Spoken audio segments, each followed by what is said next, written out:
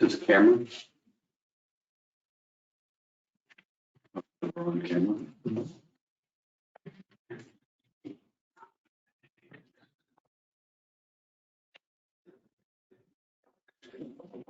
Good morning, everyone.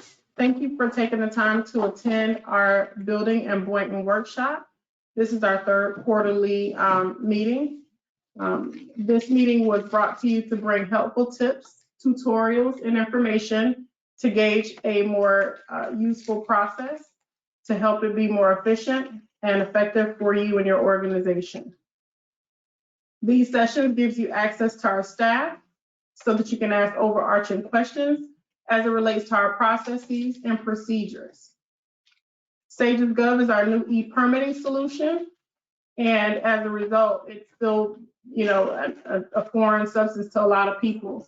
So what we're trying to do is bridge that gap and give you the internal information needed to navigate our processes more effectively.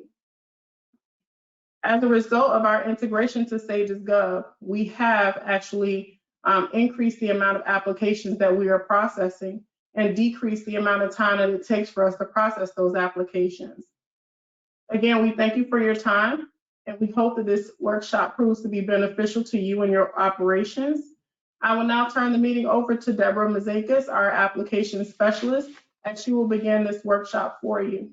At the end of our tutorials and showing you how-tos, we will give you the opportunity to ask questions and engage with our staff. Thank you, and have a great day.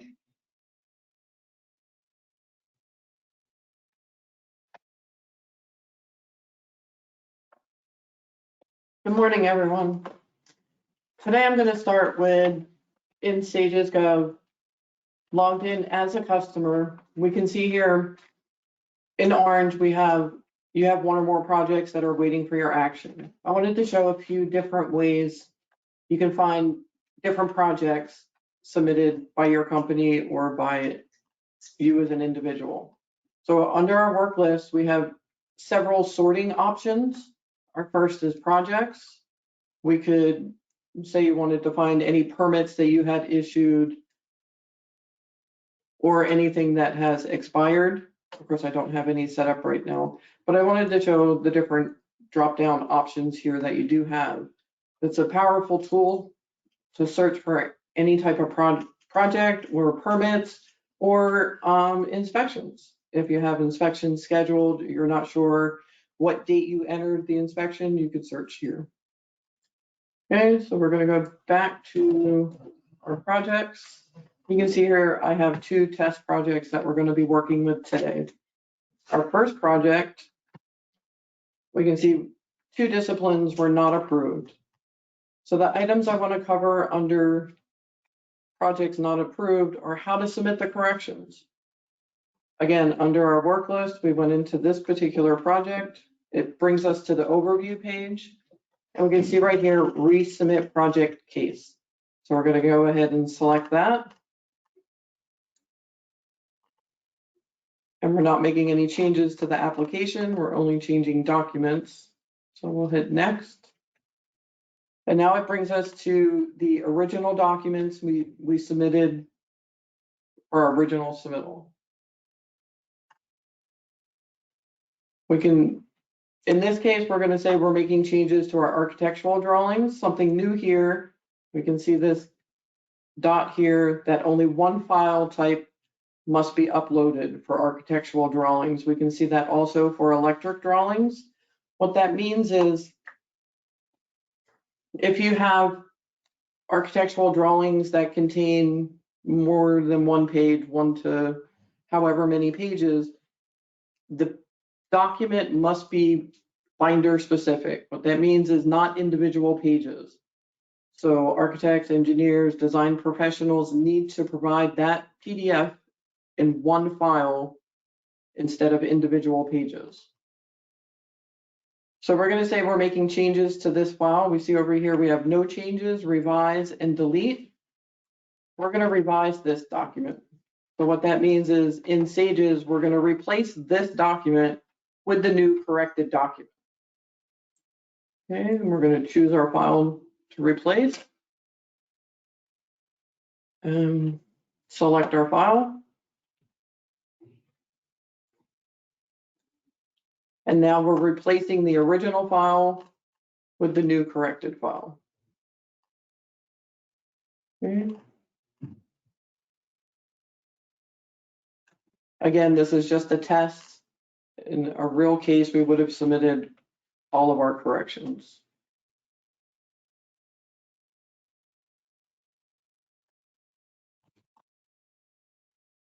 Okay, now depending on the file type that was uploaded, it is going to trigger what trades are reopened. We selected architectural drawings, which triggers all reviews to reopen. If the step was previously approved, the plan reviewer will verify no changes were made to that particular discipline and approve that step.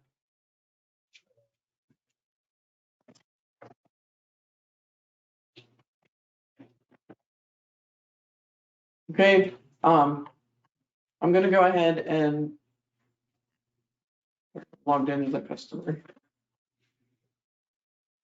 I think there were some questions regarding the keep, revise, and delete, so give me a moment while I take a look at them.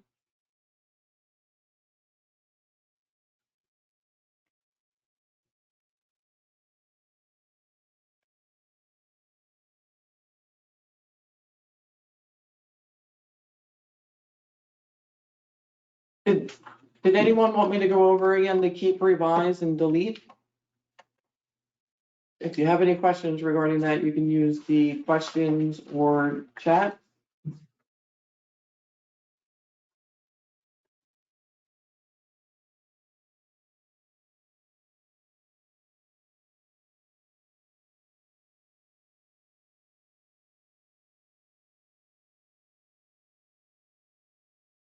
You want to also drop questions down too, you can see.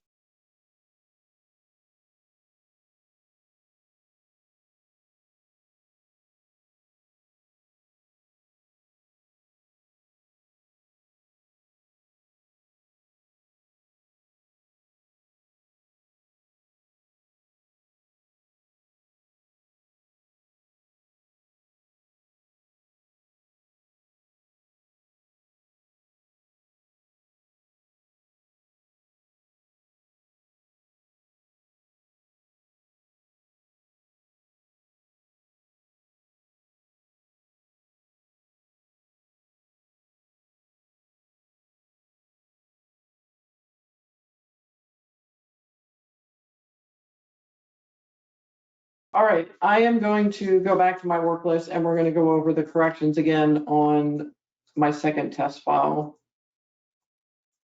All right, so we can see here it failed mechanical plan review. So I'm going to resubmit the project case and go through the address and the application to get to the files. Okay. So here we have our files and we'll use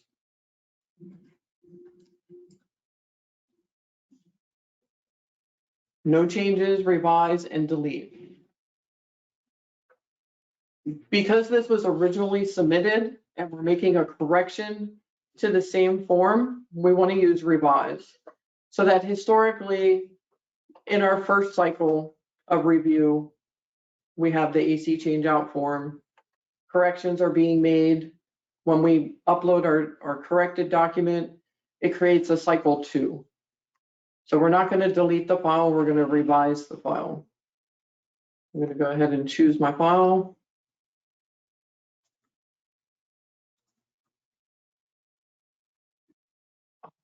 Sure, what happened here? I'm just going to choose mechanical.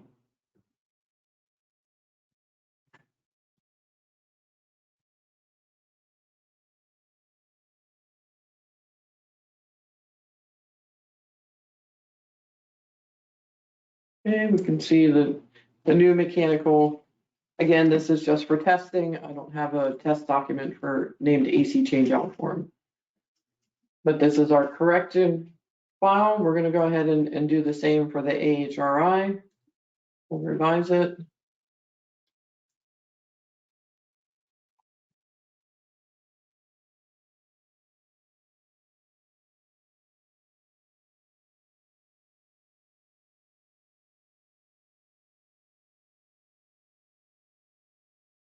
If we needed to add additional files per plan reviewer's comments that were not uploaded originally, we can select files, and you can select multiple files to upload, and we'll add plumbing.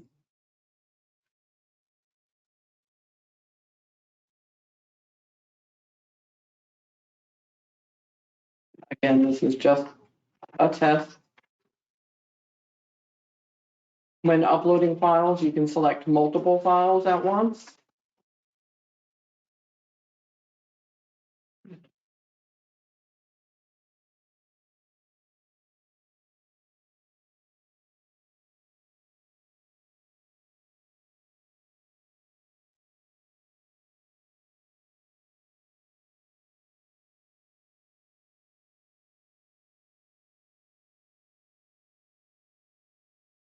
Because we were just testing, I'm going to remove these files.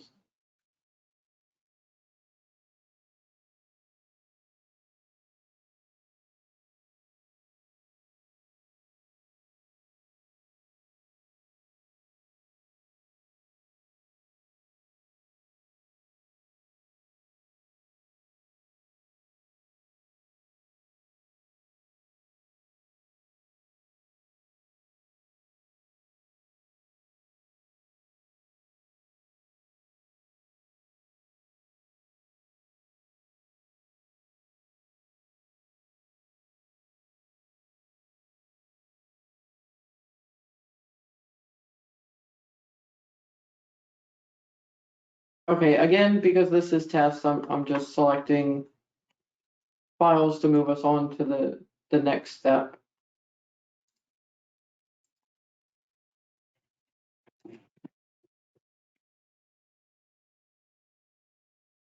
So while we're on the subject of submitting corrections and revising original documents that were submitted, I think now would be a good time to cover digitally third-party verified signatures.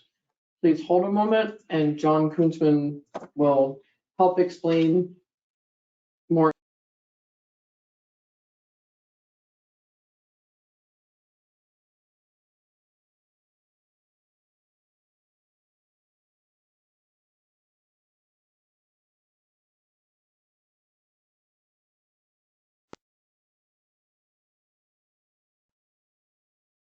Good morning, everybody. My name is John Kunzman. I am the building official for the city of Boynton Beach. As far as the digital signatures, they need to be third-party verified.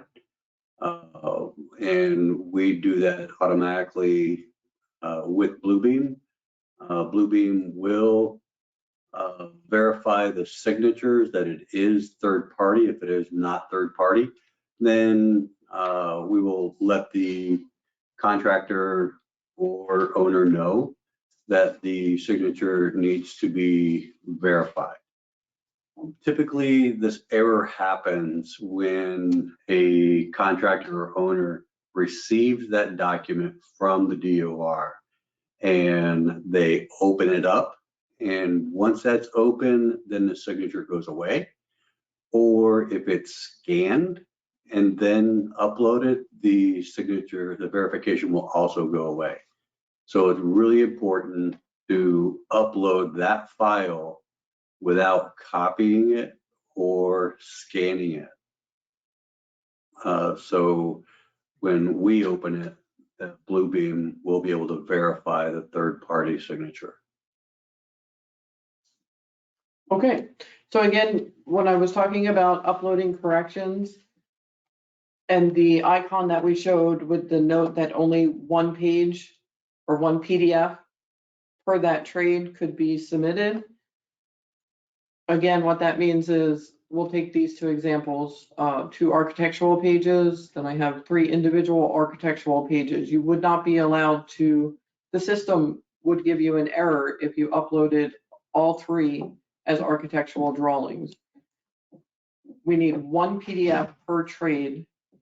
So if your design professional sends you individual pages and you tried to combine those pages, what would happen is the design professional's digital signature would be removed and the document becomes invalid because you took individual pages and combined them into one PDF or a package or portfolio.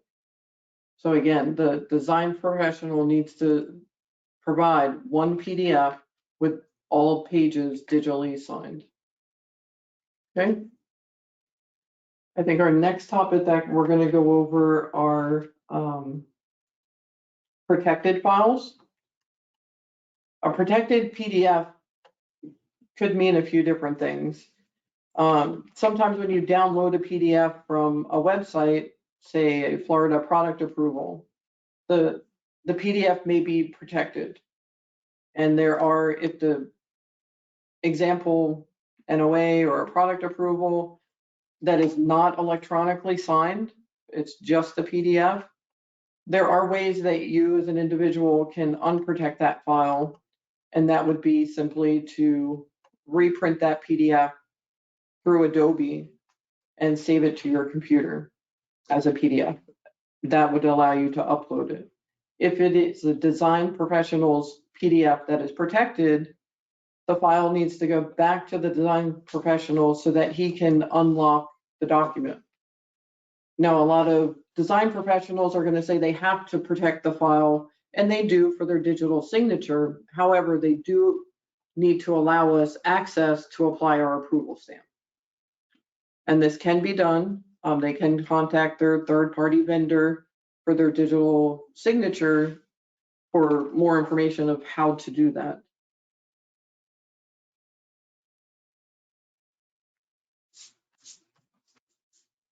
Okay, once we apply our approval stamp, the document is what we call flattened. That does not allow any changes to that document after our approval stamp is applied. Okay, and then I'm going to check real quick to see if anybody had any questions regarding that. No, there's none. Okay. All right, so we're going to move on to our next subject. January 18th, we released the second phase of SAGES, which now includes fees. For this, I'm going to go ahead and log out as a customer, and I'm going to log in as myself.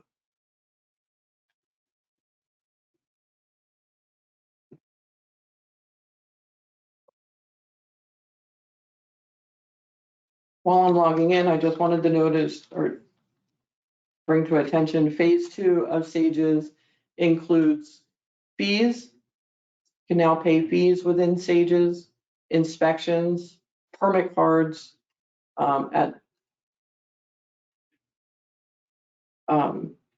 as we move forward in SAGES, it will also include certificate of occupancies, certificates of completion. Everything will be available within SAGES for your view.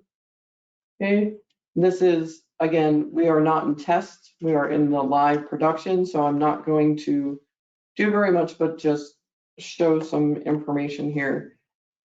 We see our task here, notice of commencement. You'll see this task on any job over $2,500. We see our fees here. When you hover over each item, you can show the fees have been paid. Red would indicate fees are due. Our review steps, again, if it was red, would indicate not approved. The teal green shows approved. Our dark blue means required. So it looks like we have a re-roof that has completed plan review. Fees are paid, and it's ready to be issued. Once it's issued, the permit card will be emailed automatically to the customer and then viewable within SAGES here. The documents and the plans, I'm going to go to another test document. Give me one moment.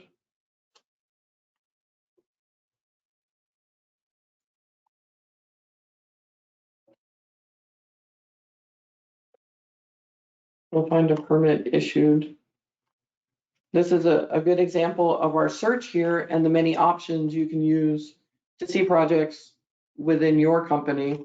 Right now I'm looking for permits, and I want to look for any permit that has been issued. Okay, we're gonna use the first one as an example. Under our work list, we searched for permit, so it took us right to the permit. I'm gonna go ahead to our overview. And we can see the fees paid, plan review approved, the permit was issued. Click here. We can see the permit was issued today. Under our files, here's our approved package. And if at any time, the permit card again. Under your history, you can track the history of each step. You can also see under email who the email was sent to. You would not have access to the resend, but you'd be able to see the information here of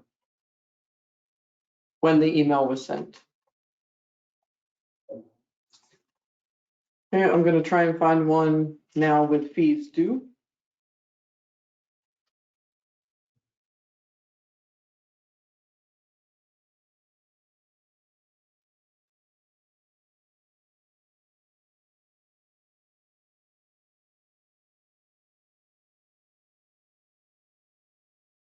Again, we're going to go to the overview. It's a quick glance at everything for the project. So we can see this project. Looks like it was just submitted and fees are pending. To pay your fees, click on fees. We have the one checkbox up here, which will select everything.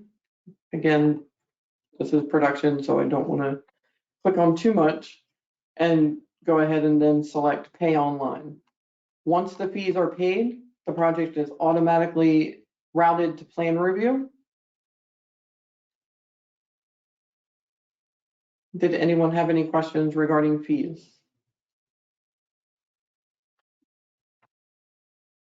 All right, give me one moment. It looks like we have a question.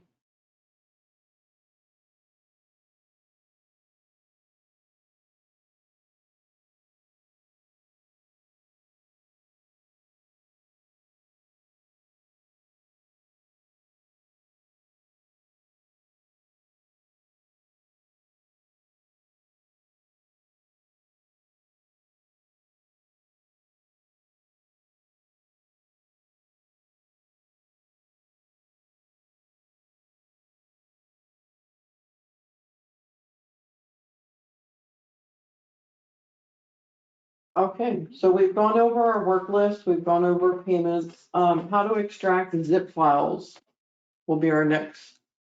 So I'm gonna go to, again, find a file where a permit has been issued under my search.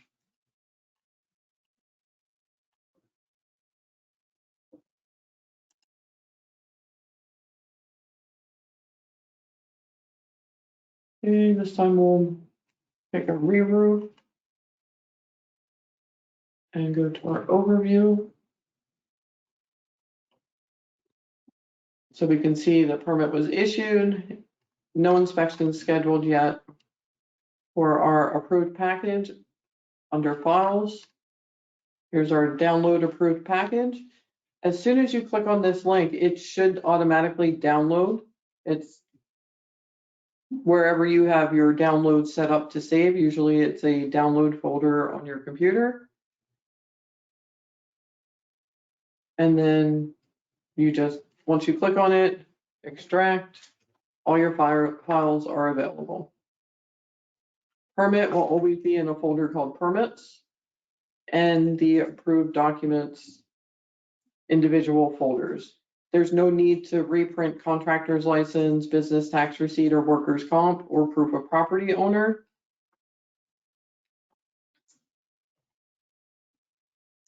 I am on a different computer than my own, so please bear with me a moment.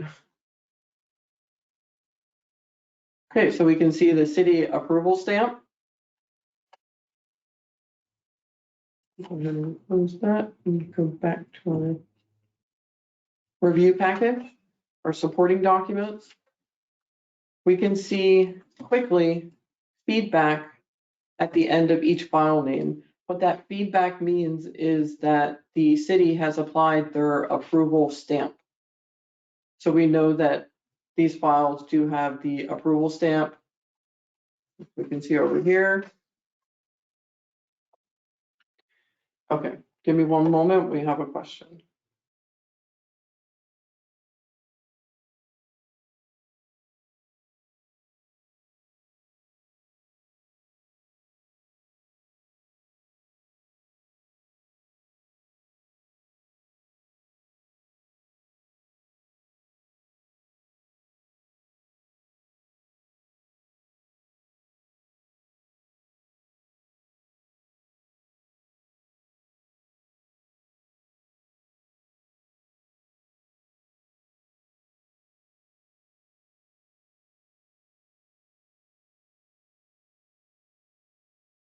Okay, so I'm gonna go ahead and close these. I was asked to go over again how to download the approved package. Again, this blue box here with the zip file. Again, we recommend using Chrome for Sages Go. And once you click on the download approved package, I can see it down here. Of course, everybody's computer is going to be set up differently. It is, once you click on it, it's saving it somewhere on your computer. I have mine to set up to go automatically to my downloaded folder. I'll show you right here. So I have on my computer a download folder. Every time I click on that package, it's going to save that package to my desktop. So to open a zip file, you just double click it, and then it shows you the files within that zip folder. If you want to save these to your computer, you can extract all, and select where you want to save it to on your computer. Let me go over that again. Okay, so we're gonna. We should do the original way. Let's say in download. So there. All right, let's go back. So again, I'm gonna click on the download, well, click on the approved package. It brings the zip file down here, double click. And it's gonna tell me it's in my downloads. I can access the files here and open them and print them. Or if I want to save them to my desktop for future reference, we can extract all and select where we would like to save that file.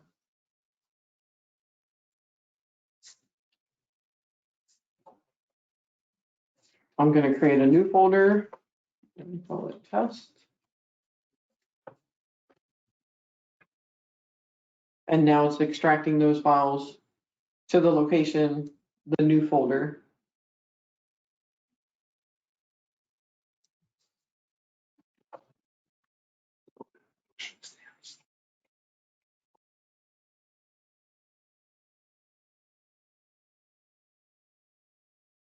Okay. And if everyone is good on the approved package, how to save it to your computer, how to extract the file, we're going to move on to the next item. Okay, I have to talk about subcontractor applications. With our release of phase 2, we can see on the home screen here a big new notice about subcontractors. That if the project requires subcontractor applications, they are required to be submitted as a sub to the main project using the Sages Go system prior to issuing. We are no longer accepting paper applications. So I want to go through the steps of how to submit a sub application. And again, we're going to use an example. And I'll use one of my, we'll find a test example.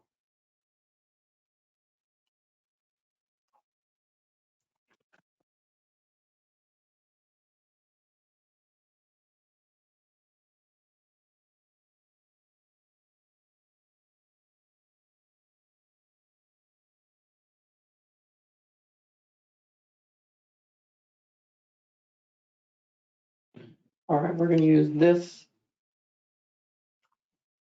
AC just as an example. I'm gonna go ahead and copy my project number there.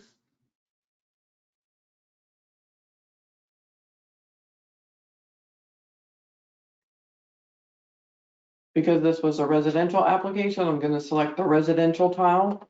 And the first thing it's gonna ask me is if I'm applying for a primary permit or sub permit. We're gonna apply as a sub permit. And you have to agree that you've read these statements. I've copied my project number. And yes, I would like to enter the project number. And now I can paste and search.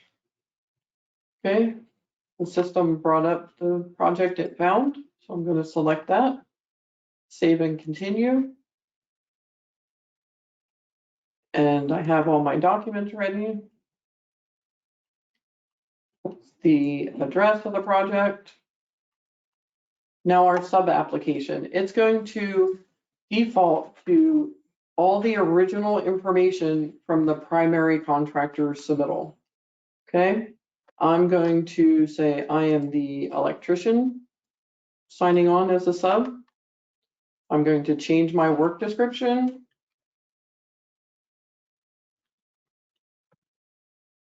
Okay. Again, this is just a test system. The contractor information would normally be filled out already by the main contractor. And when you apply as a sub, you'll need to change everything under section 6 to match your company. Okay. So I'm going to go ahead and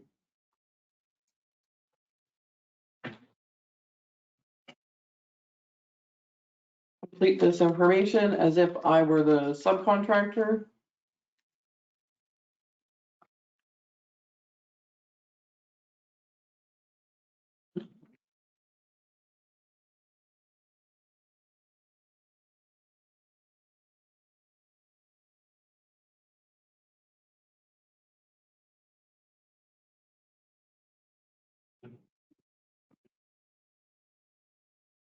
Okay, and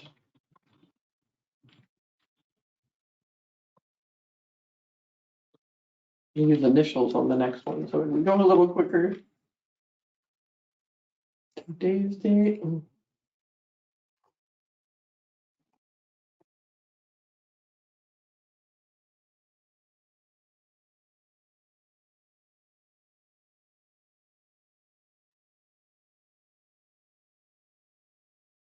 And see, oh.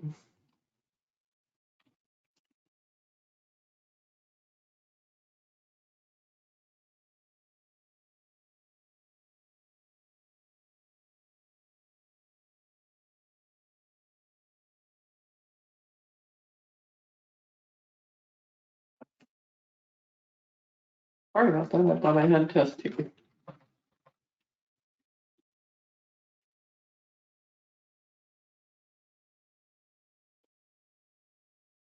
Use my test files.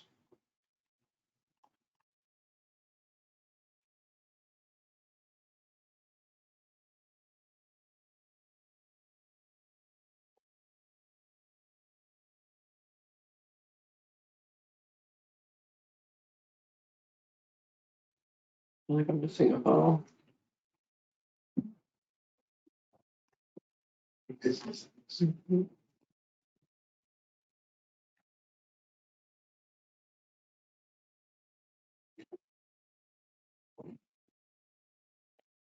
Okay, so we have our contractor files. Yeah, any question?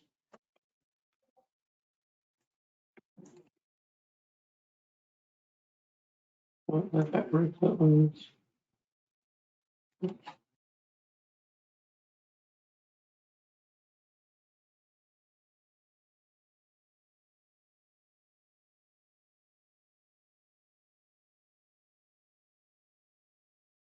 We completed our sub application submittal.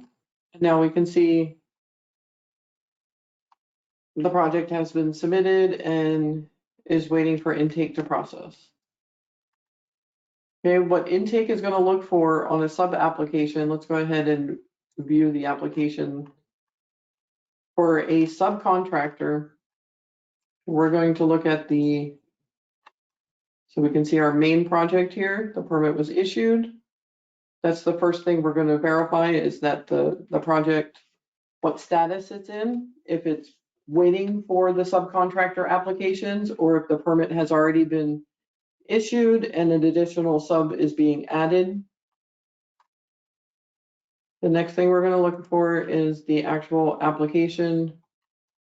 We're going to verify everything in section 6 is filled out properly. I can take this time to mention the license number. It's very important to add the license number in this field. And of course, stress again, section 6, as a subcontractor, everything here should reflect that particular subcontractor. So we can ensure the proper sub permit can be issued. Okay, and then we're going to verify the documents that were uploaded for that particular subcontractor, that their contractor's license, business tax receipt, and workers' comp are current and up to date. Okay, did anyone want me to go over sub applications again?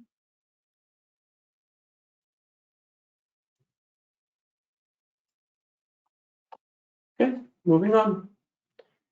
Our next item, how to view and read plan review comments. Okay, I'm going to log out and log in as on my customer account because I want you to see exactly how a customer sees it.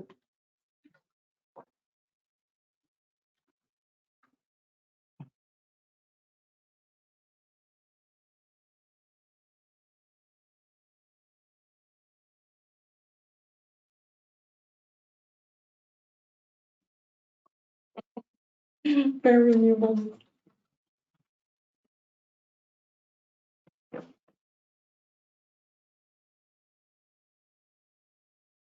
Not a good time to forget my password.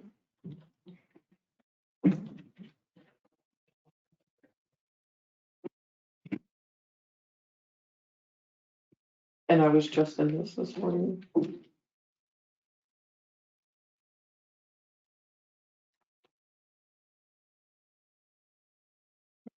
Cat lock? Oh, my cat locks.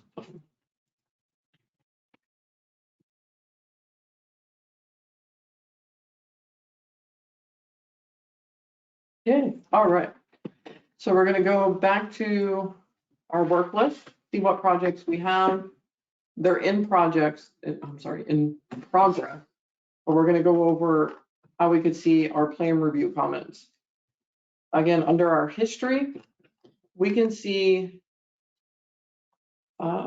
the project completed plan review and was not approved by some disciplines. Our green paper gives us the actual PDF of the comments. This is one way to view the comments. Another way to view the comments, an email is sent directly to the customer as soon as that file is created of all the report of the comments. And this email that is sent does have a copy of that report attached to it.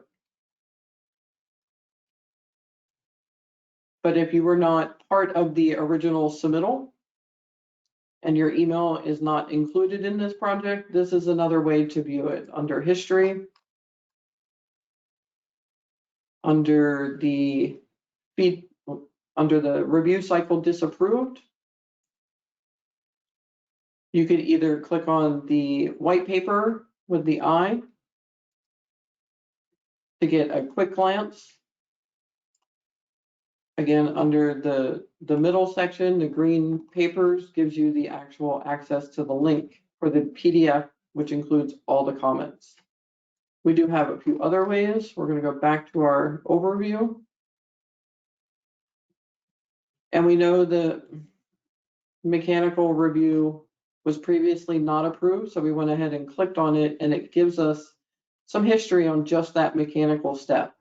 So we can see when this step was originally added, disapproved the first time and the comment submitted during the first review.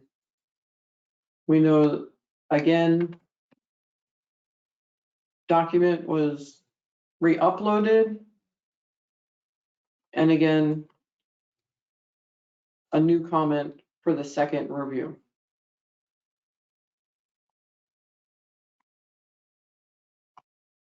Corrections were submitted again.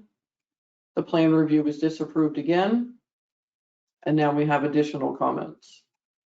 So this is a good view to track the comment history per discipline. And I'll go over that again, back to our overview.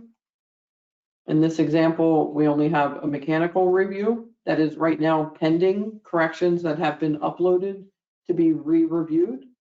But at any time you can click on this icon and it'll give you the history of that particular discipline, how many times it's been through back to plan review. Anytime you see disapproved, we'll have the comments right here on this piece of paper. You can see the comment there. We can go to, I don't have any other test projects now that they're in progress. Even if the step, here we have multiple, let's look at our comments for electrical. Okay, this one says see marked up plans. That would be a good time to show how you can see your marked up plans.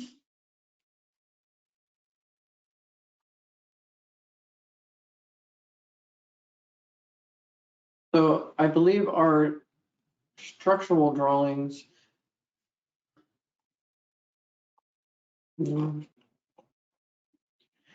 while it's in plan review, it's difficult. You can't see your marked up plans. There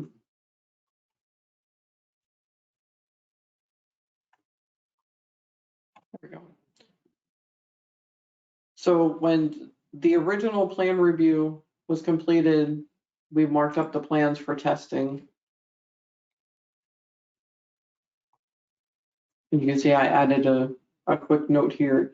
You can see the comments that are marked up on the plans in your plan review. Go back to our file on this one. Overview. From the history. I want to get to that PDF report. Because I was using this one as a test.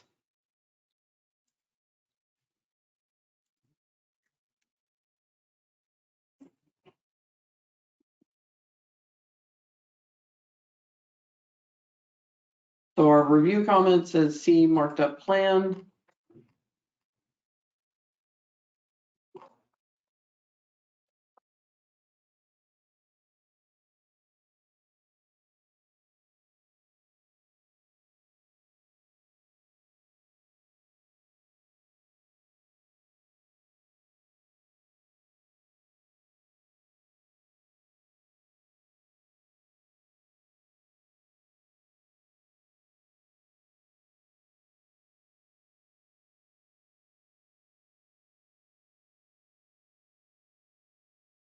If this were still in the waiting for the corrections to be uploaded, the comments do show you the marked up plans and if there are any written comments on the marked up plans. I can't see them right now because we've already submitted corrections on this one. But it is good to go ahead and play around with your toolbar over here for the different features and options to see different information. It is a powerful, user-friendly tool. If anyone has any specific information you want to see how to do, please again note it in the comments or the chat. So I'm going to move on to description of application types and examples. So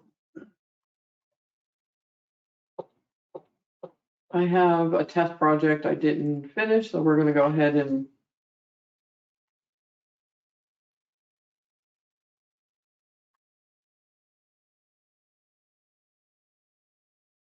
not use that one. We're gonna go ahead and go through quickly.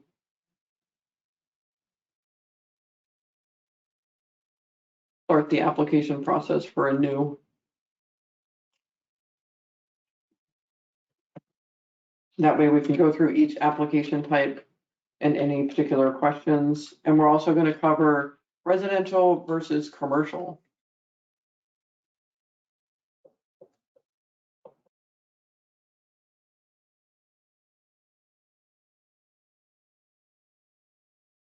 All right, so our application type here, because we selected residential, we're only going to see application types for residential.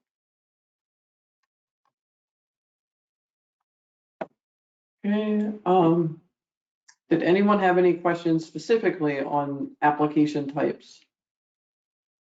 Let's say we are doing a bathroom remodel.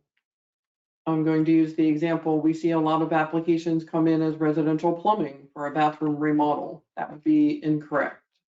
A bathroom remodel, even if it's just changing the tub to a shower or vice versa, it is considered an interior remodel. So we're going to go ahead and select interior remodel. Another example we see quite often would be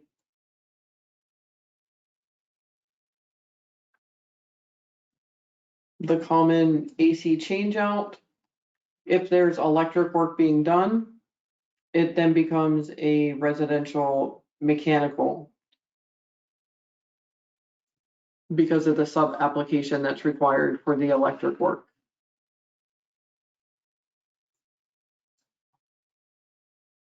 Okay.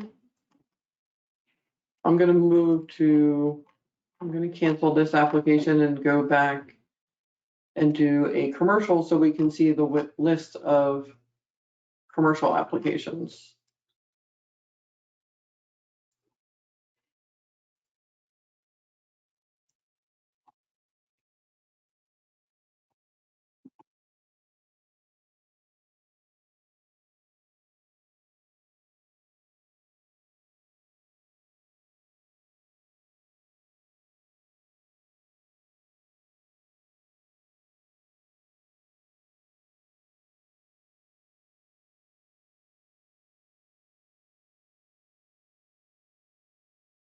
That was my keyboard.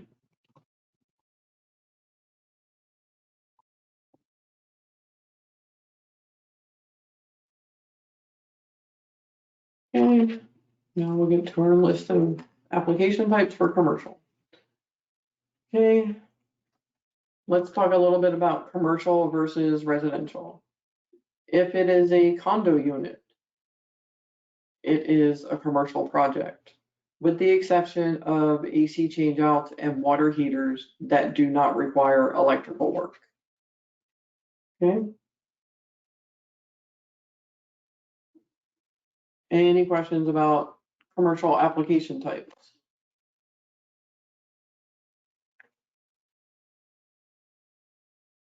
No? Okay.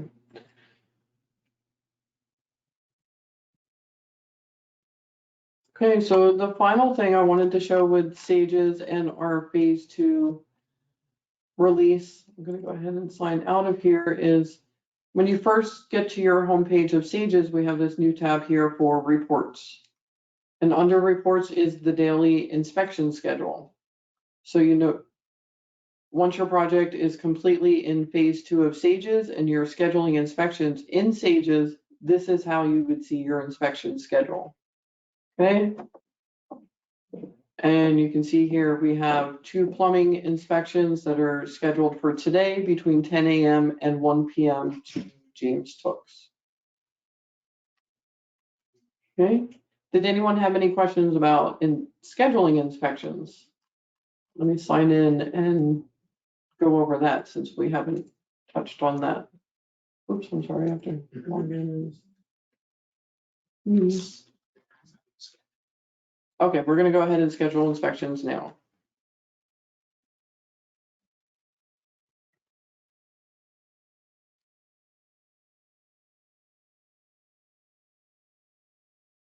Okay. Let me go ahead and find some type of test project. See if we put in test. See what we get. Okay, so I have a test project here with a permit issued, so we'll go ahead and not a good example. Find another one. We have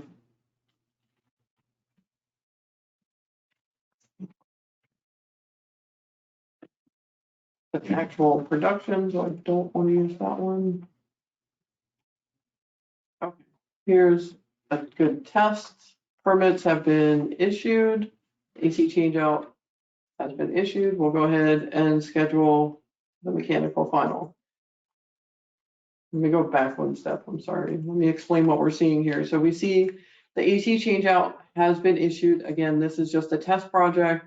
A P&Z permit is waiting to be issued. We can see a mechanical rough inspection was disapproved. And I want to note, the inspectors can result their inspections on site. Once they enter their result, if the result is disapproved, the emails for this particular project, the customer will be emailed the comments why the inspection was disapproved, and it automatically creates another inspection which is required to be scheduled to be approved. Okay, so again, if an inspection is disapproved, the system automatically adds a new inspection which will need to be scheduled. Okay. So we have our mechanical rough is required and our mechanical final is required. So we're gonna go ahead and we'll schedule our mechanical rough because the system needs the rough done before the final. Today is the 3rd. So if I tried to select today, I'll be the inspector. The system should tell me that it can't schedule it. Correct. We're gonna get an error that the next available date for scheduling is tomorrow. If it's after 3 o'clock, it's going to tell me the next available date for scheduling will be the 7th. Okay. So I'm scheduling it for tomorrow.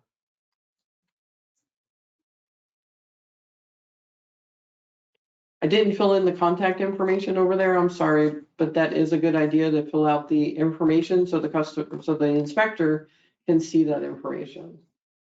Okay, so we can see our inspection is scheduled for tomorrow.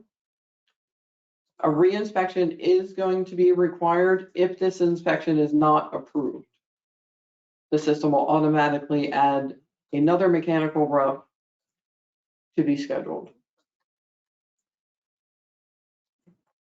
Okay. Anyone want to see that again for scheduling inspections? So we have our failed mechanical rough. Now we have the teal blue scheduled mechanical rough. Okay. Let's go ahead and schedule our mechanical final. We're going to pick the 7th, and this time I'll fill in my contact info.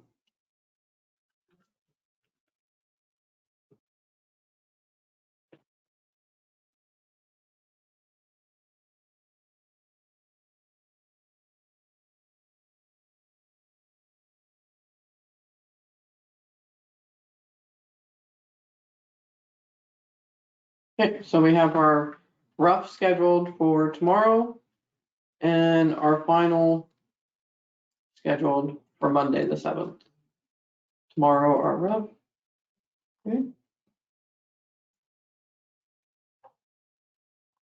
All right, I think that includes everything we had on our list to discuss in this webinar. If anyone has any questions or specific items they would like to see, please take the time now to let us know in the chat or raise your hand, ask questions, and we'll be happy to show you.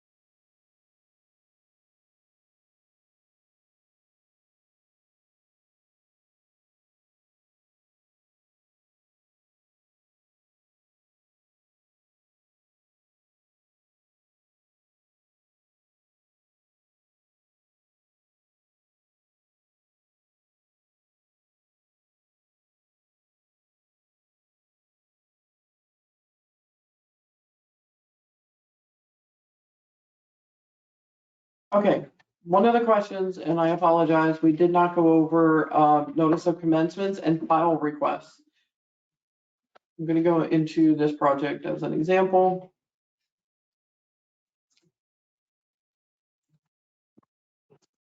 Okay, so we can see here that a file has been requested for this project. Intake will complete this file request. You'll receive a notification again under the overview of the project. You can see here that the file has been requested. Click here. Once you have completed or have your certified recorded notice of commencement, you can select upload. I didn't choose a file. Select your file to upload and then go ahead and select. Once intake reviews that file, that it's certified, it's a certified copy and it's recorded, we'll accept that file request. If it is not a certified recorded copy, the file request will be rejected. And you will have to,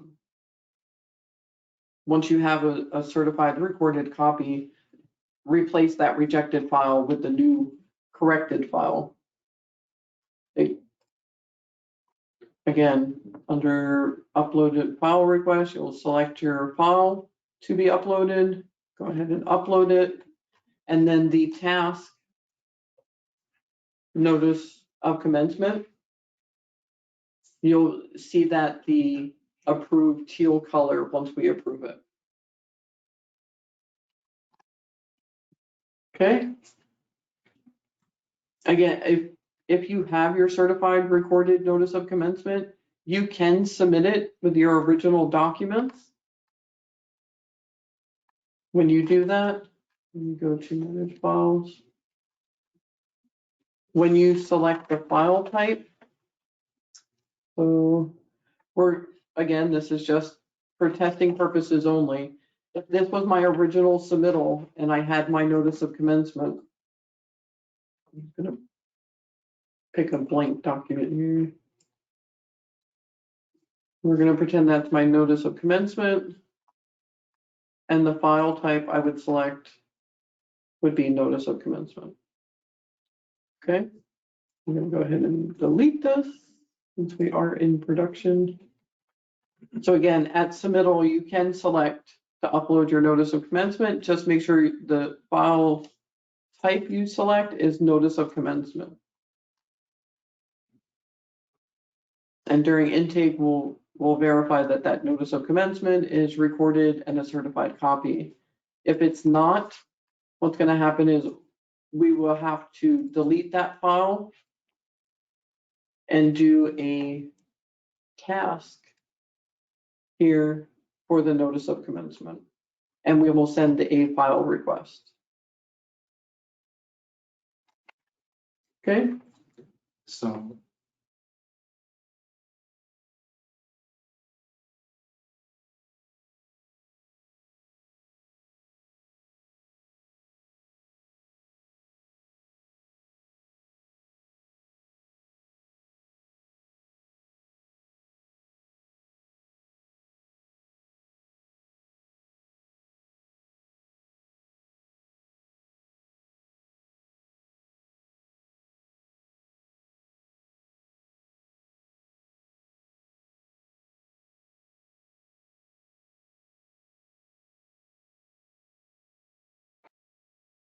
hi Marie, I've unmuted you. You had some questions about the subcontractor applications? My microphone is not.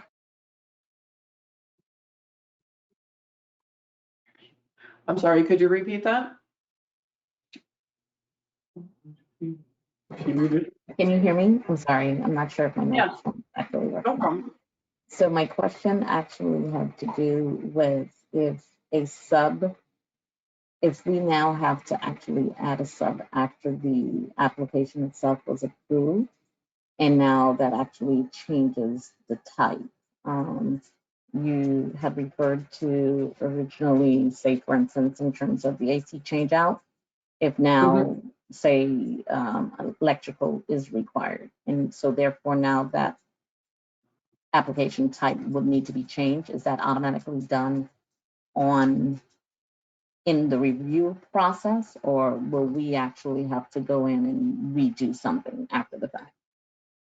Well, that's a great question because again, everything I showed today was in a test type scenario. If the AC change out has already been issued, then electric wasn't included in that original submittal. Correct. So adding electric on after it's been issued would be a revision. So it's kind of two things that are happening there. You're submitting a revision, but you're also submitting the sub application for the electrical revision.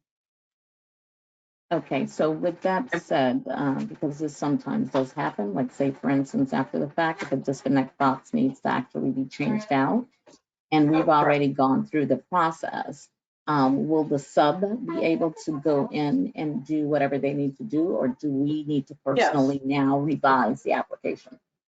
No, the electrician can go into Sages and would select revisions.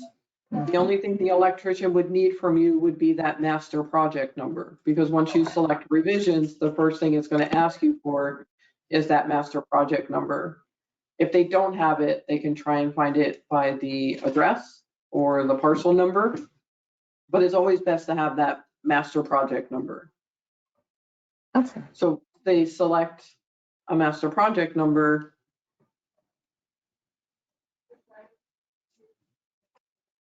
This is our test, so I am going to go ahead and do this one as a revision. Of course, they'll need their contractor documents. So now the application is going to be completed as if the master project. So they will change this information for their scope of the work for the revision. So it's an additional work and electric, and then they would change everything in section 6 to match the electrical contractor. Correct. Correct. Now, I do have a question now with all of these changes. Now, there probably will be additional fees incurred. Can that be specifically to the sub, or does the prime need to be responsible for the fees? It will be calculated off of this application, the revision application. So whatever this value is going to default to the original value. So whether it be the primary contractor or a subcontractor coming in after the original permits have been issued, this job valuation here should be changed to only the scope of this revision. Understood. Okay, Thank you. no problem. And now if this was a sub being added during plan review, let's say is the AC change out, and you know that the electrical disconnect needs to be done, then once you have that master project number, the subcontractor can apply at any time. And that's not going to go through plan review because the sub should only be uploading their contractor information, no review documents. Okay,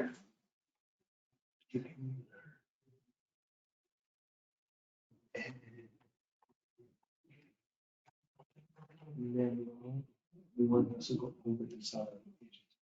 okay. So we're going to go over sub applications again. I think we should unmute them while it's the next questions. Okay. Give me one moment, everyone.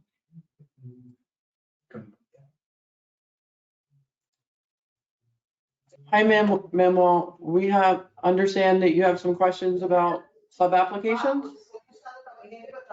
Yeah, I was just wondering to see if you can go over the process of to go over the stuff, the application process again and how it's done. Okay, just for sub applications? Yeah, it's Okay, all right. All right, so let's cancel this. They're more interactive this time. That's cool. All right, so go back to, we know the project that I'm using for testing for sub permits is under the residential, so I selected the residential tile. And we're gonna add sub permit. Okay. I've read my statements. And yes, I want to enter my primary stages project number.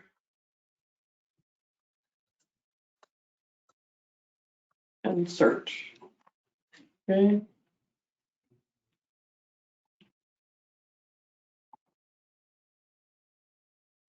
My contractor information, save and continue, the address, and then the application. Now, the application is going to default to the main contractor's application upon submittal. I'm coming in now as, we'll say this time, I'm the plumbing subcontractor. My scope of work is, we'll say for the bathroom remodel. And my scope is included in the master job value. I'm a subcontractor, so I'm gonna fill out my plumbing company name.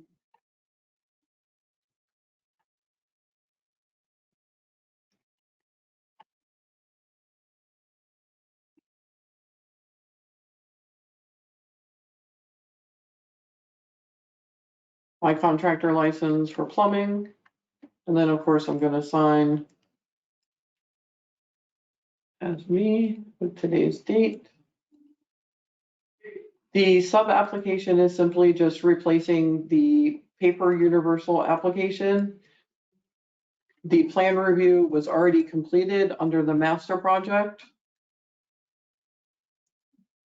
And this is just my plumbing sub application.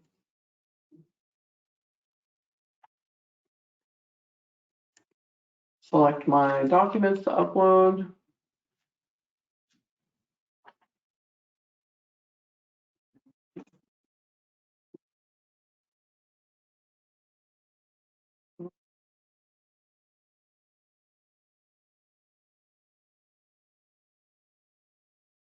And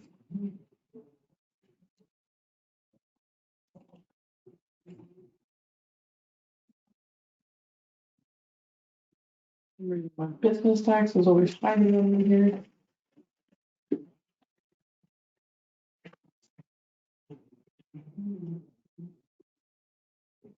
Okay, and then that's it for a subcontractor. And I'll show you what it looks like under your Explorer. So we're gonna look at the submittal. It's waiting for intake. But over here, under Explorer, we can see the master project. The permit's been issued. And again, this is a test environment. Normally, the master project cannot be issued until we receive all sub applications. So we can see one sub application here and the new plumbing we just applied for here. Okay.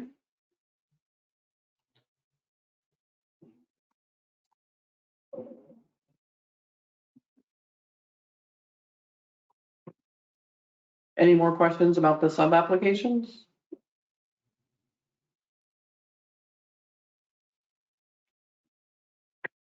Okay, we're gonna, one more item that was requested was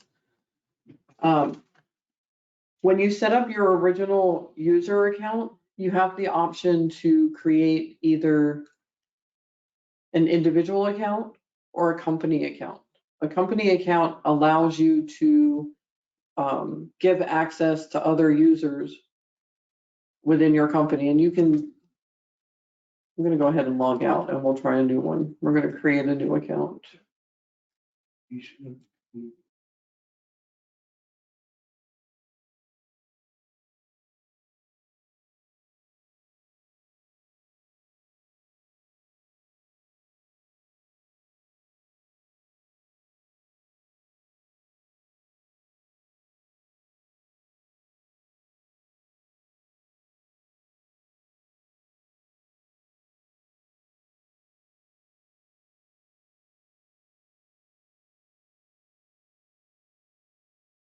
Well, then, Margaret, I understand you had multiple questions. I can unmute you if you would like to discuss those questions.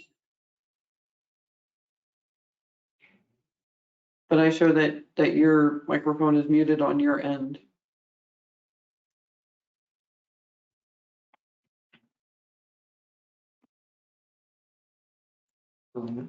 Okay, so I'm gonna go ahead and go over the company versus an individual account when you set up. If you set up your account as a company, it grants you access to add additional users.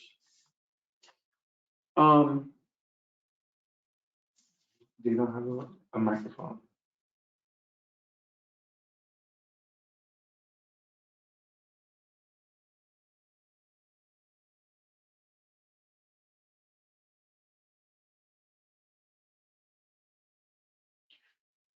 Okay. One of the things that we've noticed is, let me log back in so we can see multiple permit runners or different companies not being able to grant access to different users. And again, that's back to the creating a corporate account or a company account versus an individual account. Okay, in your projects,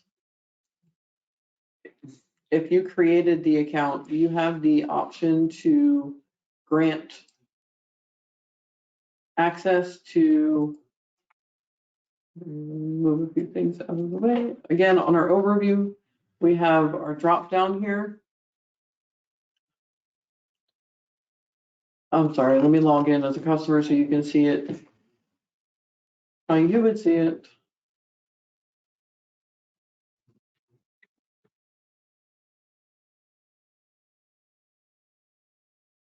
Okay, let me go back to our work list.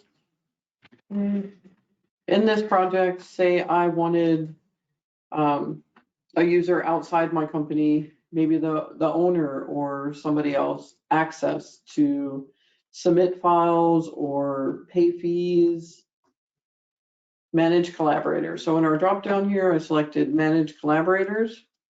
And once you do that and select add, you just need the email address the user provided when they set up their Stages account. I'm going to go ahead and on our test file here,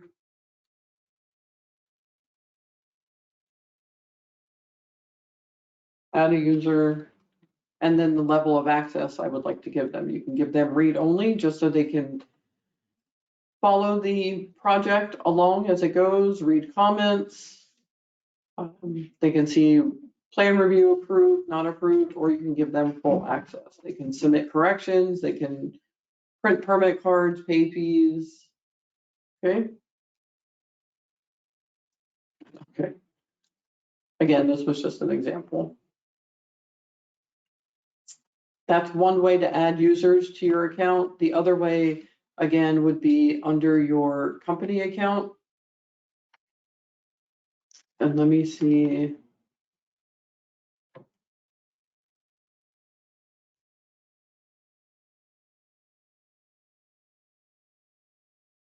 I'm gonna go to my users, which just has me. I'm gonna add a new user to my company account. So if you set up your user account as a company account, you would go to admin, users, add, and you can add additional users to your company account and select what access you would like them to have to any permits that you've submitted under your company account.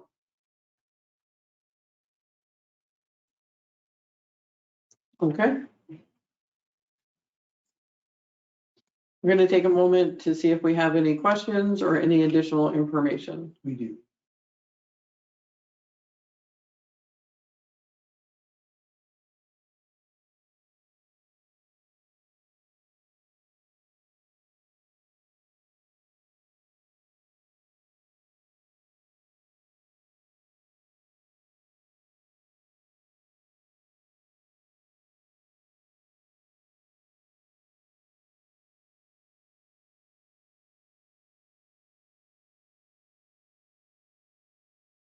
Hi, Coy.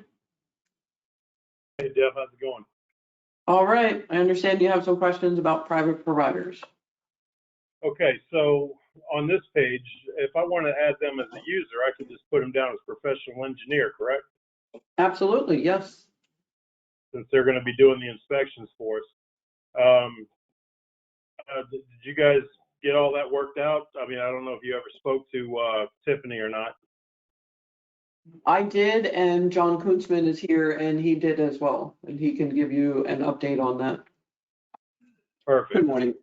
Good morning. The only thing that we ask is when you have your private provider that's going to be scheduled to do an inspection, please schedule the inspection with us as well. This way we have record that private provider is going out there, and then when they submit the inspection sheets, the forms, then we don't have to go back and schedule each one of those inspections again and then result them. We will just mass result them with the letter. Okay, because we normally do that the same day we do the installs. So we would just schedule it the same day as, and a lot of times you guys haven't processed the paperwork yet.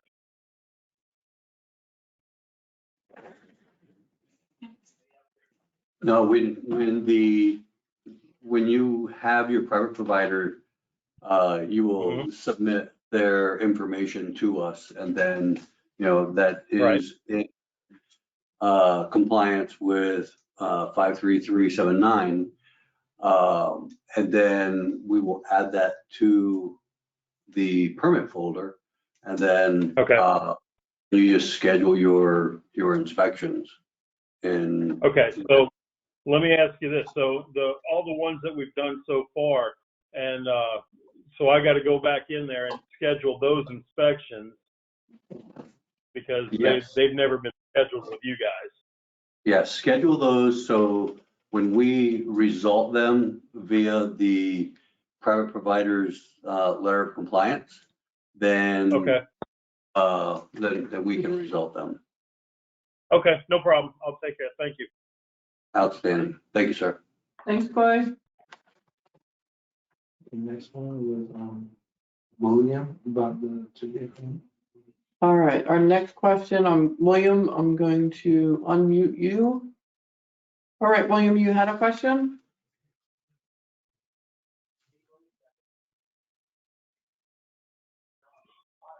William?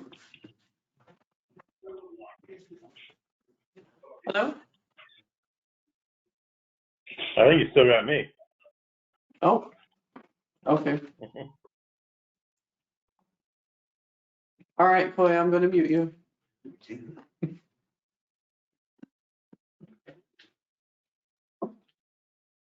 Okay, William's not available. Right. This question was, please explain the difference between the project and the permit. Okay, so William's question was, and it's a great question because with Sage's Phase 2,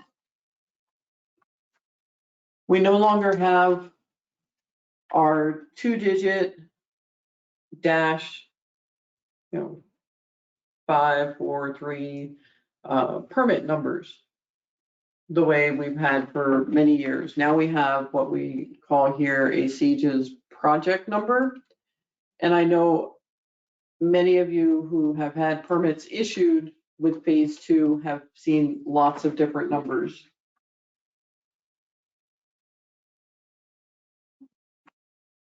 I'm sorry. I'm sorry, give me one moment.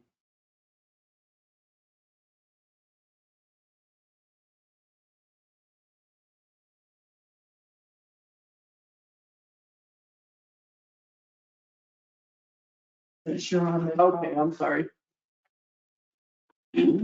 All right, so the many numbers that we have, this main project number should always be the primary number referenced. If you're calling the city, if you're trying to find your project within Sage's, that's the number we're gonna reference. What's happening right now is once you're, let me go to, I'm logged in as me as a customer, so I don't have any permits issued, I don't think.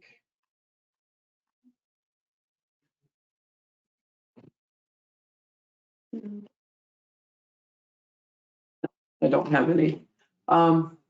There are many numbers that the project is going to show you for everything. Once a permit is issued, the permit itself is assigned a number in Sage's, but I don't recommend using that number.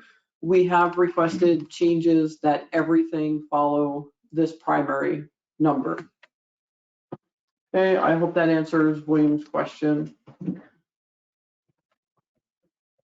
Right, so We're gonna move on to our next question, so bear with us one moment.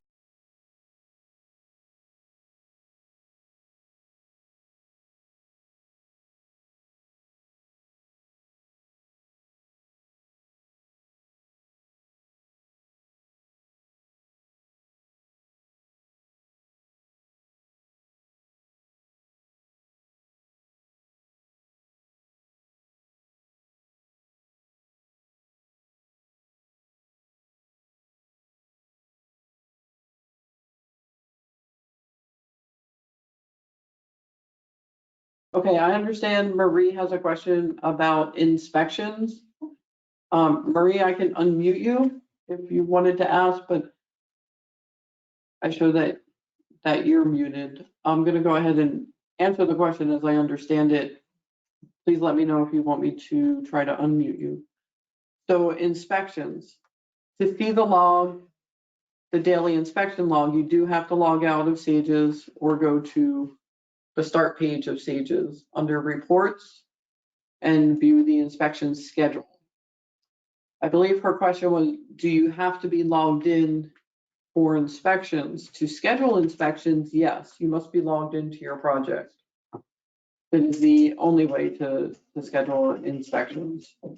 To view the daily inspections, no, you do not need to be logged in. Anybody can go to the Sage's Gov website up here and view the daily inspection schedule. Okay. All right, we're going to move on to the next question.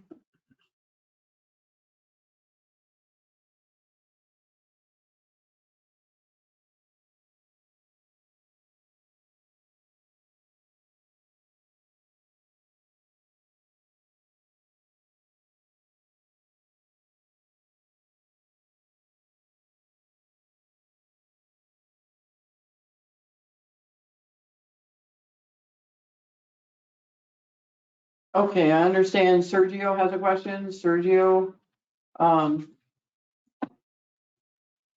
have unmuted you if you would like to unmute your microphone so we can discuss. The question was if a project was originally submitted as an owner builder and a contractor is during the progress added on, it can be changed. A change of contractor is required. At this time, with Sage's being all electronic, we would do a file request for a change of contractor. That new contractor would have to set up an account within Sage's. Once we receive the change of contractor forms and the fee is paid, we can then transfer that project to the contractor. Okay, perfect. Thank you. You're welcome. Okay, we're going to go on to the next question.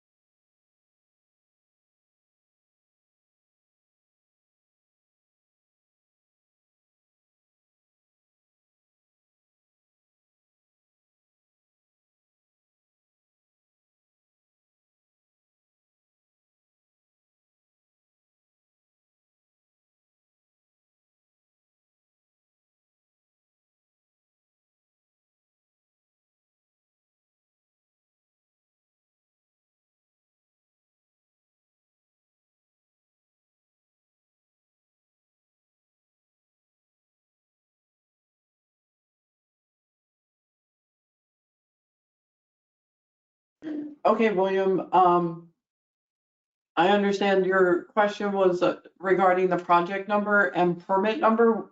I'm going to go over that again. We'll sign in. Okay, so going to go into the first one. The Sage's project number, now that we're fully in Sage's phase 2, this is the primary number. This is now your permit number, your project number, the main reference number for everything moving forward with your project. Okay, the permit numbers, the format we used to have, the first 2 digits were the year, and then the remaining numbers, your permit number. We currently have many numbers within Sage's. When this permit will be issued, we can see here, it has a number here. We're in the works of removing this number and everything referencing the main project number.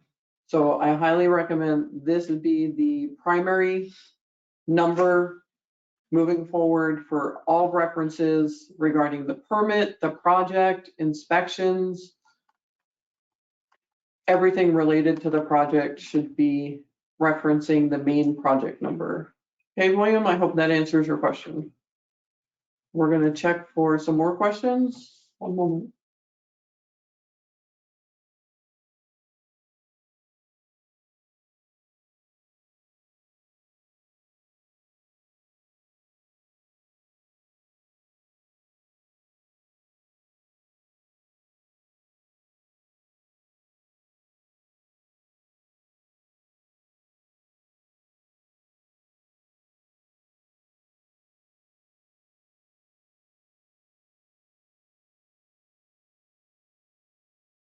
Okay, it looks like we don't have any more questions right now. I did want to share some exciting news.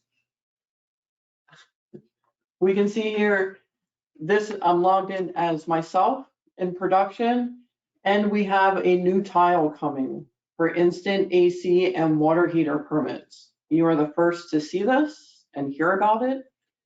What this will do, when you apply for an instant air conditioner or water heater that does not require electric, once you apply, you will instantly be taken to the fee screen to pay. Once you pay, your permit will be issued automatically. Inspections will be done through an affidavit and pictures, which will be a file request for you to upload the completed affidavit and pictures. So look forward to more to come. All right. This concludes our webinar. I hope everyone enjoyed and found some useful information, and look forward to seeing you next time. Thank you.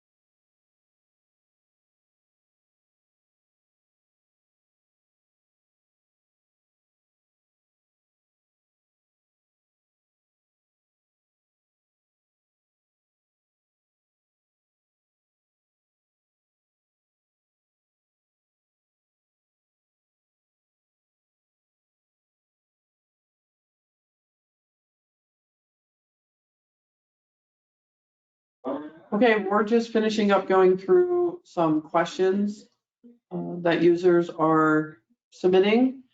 So take this opportunity, if you have a question, go ahead and enter that now. We'll take a few minutes to answer the questions. Okay, thank you.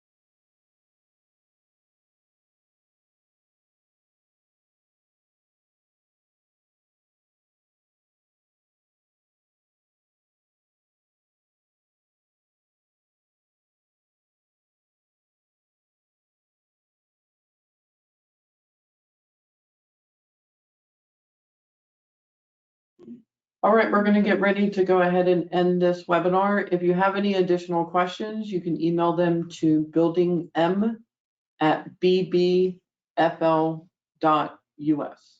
All right, thank you everyone for attending.